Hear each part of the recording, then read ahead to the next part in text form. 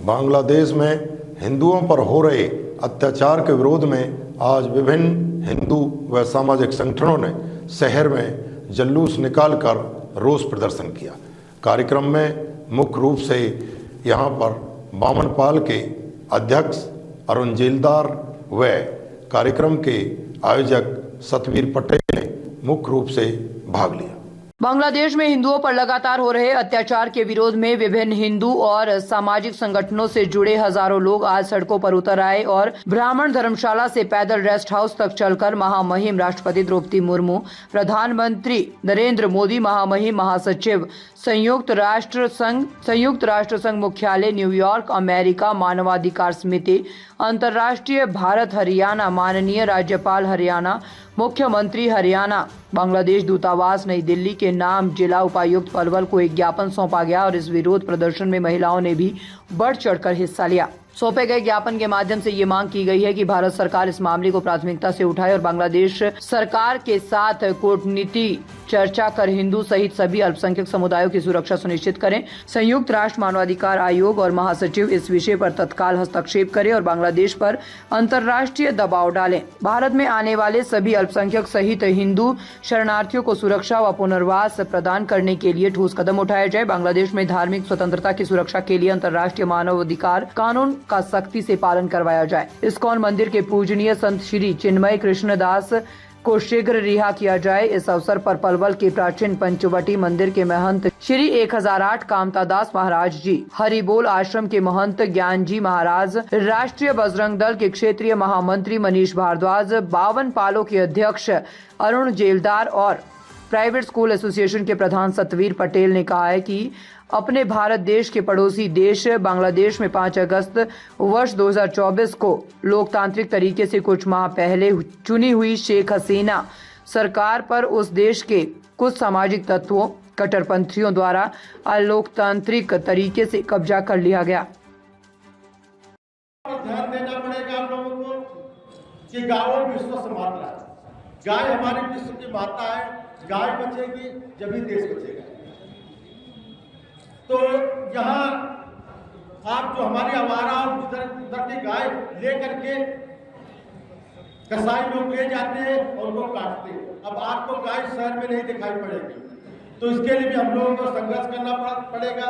और हमारे पलवल शहर में मीट की मार्केट जो जितनी भी दुकानें हैं, इन पर आप जा करके चेक कर लिए जाकर यहाँ पर प्रतिबंधित मीट इत्यादि बेचा जाता है। तो उसके लिए भी संघर्ष और सरकार से आह्वान करना पड़ेगा। जैसा कि अभी डीसी साहब को ज्ञापन देने के लिए जा रहे हैं, उसके साथ में भी बात उठाई जाए कि हमारे पलवल शहर को साफ और सुंदर और स्वच्छ बनाने के लिए जो जगह जगह पर ये मीट मार्केट इत्यादि की दुकानें खुली है, इनको शहर के बाहर किया जाए।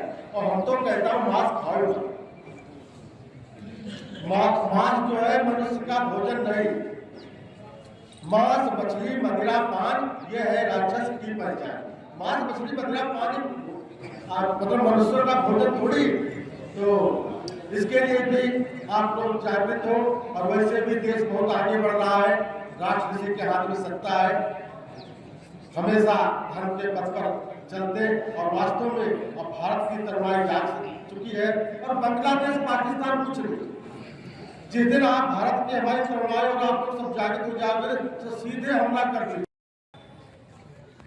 ना मैं राजनीतिपूर्ण भाषण देने वाला हूँ, लेकिन मैं ये बताना चाहता हूँ कि हम अपने देश में सुरक्षित नहीं है, दूसरे देश के हिंदुओं की क्या बात करते हैं। पहले जरूरत है हमको हमारे अपने देश को सुरक्षित करने के लिए। तुमसे 50 किलोमीटर दूर भी नहीं है, यहाँ पे 30 किलोमीटर 35 किलोमीटर दूर में तुम क्या कर पाए? कुछ हुआ?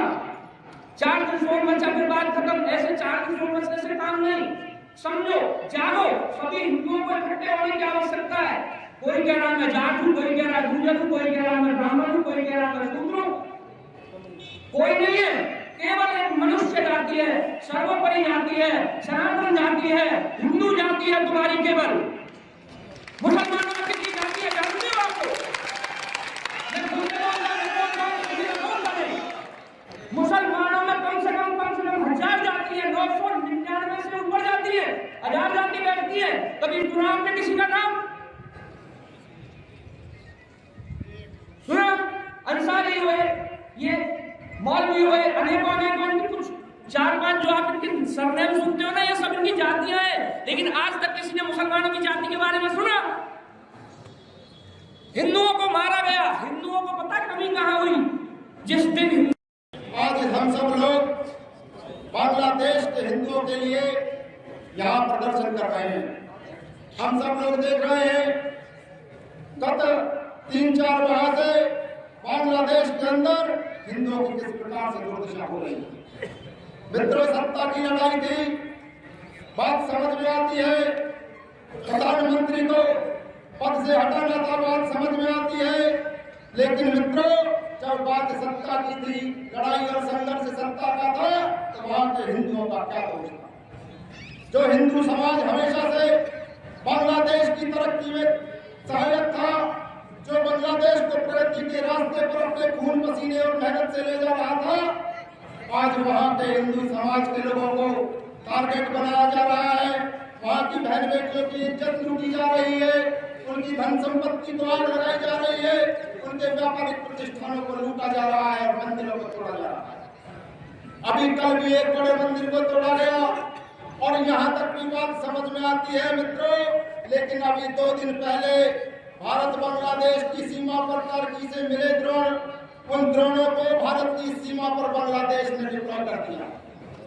बांग्लादेश क्या पित्ती का शोरबा, छोटा सा देश, भारत की 4थी सबसे बड़ी महाशक्ति और 5वीं आर्थिक महाशक्ति को आज दिखाने का काम कर रहा है। आज हम सब लोग यहाँ ज्ञापन देने के लिए इकट्ठे हुए। हम प्रधानमंत्री से मांग करते हैं, तुरंत हस्तक्षेप करके बांग्लादेश की सरकार और वहां के जिहादियों को सबक सिखाने का काम करे।